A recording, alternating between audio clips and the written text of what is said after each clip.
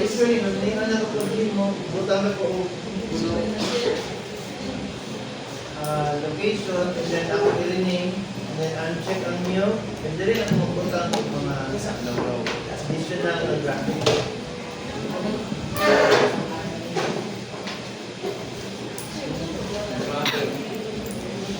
Nara na sa view yun.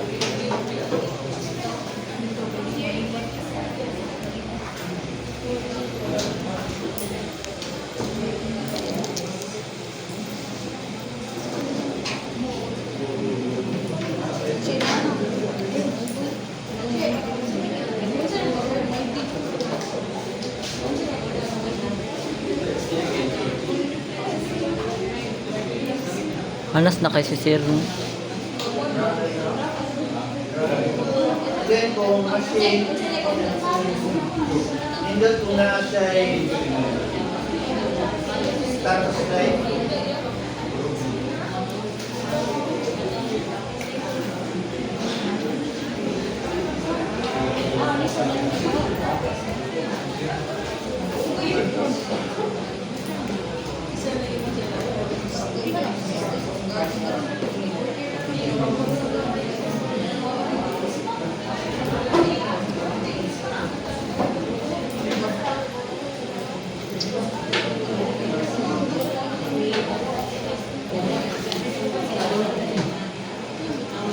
Basta mga storage, butangin yung counter.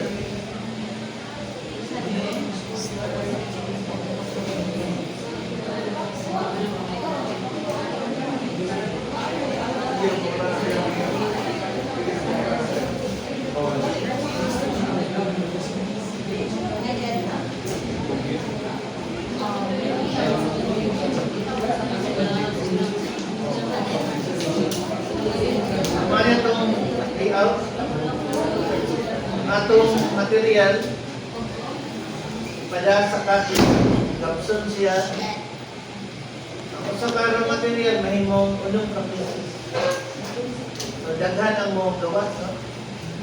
Atong unang mabuo, ipada sa machining. And then, after pila ka minutes, mahuman siya, ipada sa drilling. Pada sa inspection, where dili na po mo gawas ang process na pabuwag ang reject o ang good. So kung good, pada sa rust treatment, where after mabot siya 12 gabo, dunganon siya pag kumol sa chemical. After that, ipada sa product storage. While ang reject, dili po digomod sa reject storage. Question? Para pa? Okay. So, ang obvious na location kanang naay processing. Pirmi na nato sila makitaan. Ang dili kayo makitaan ang Q.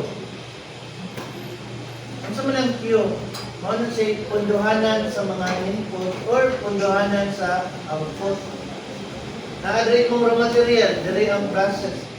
Diri ang imuhang working process katong nahuman mo ba output.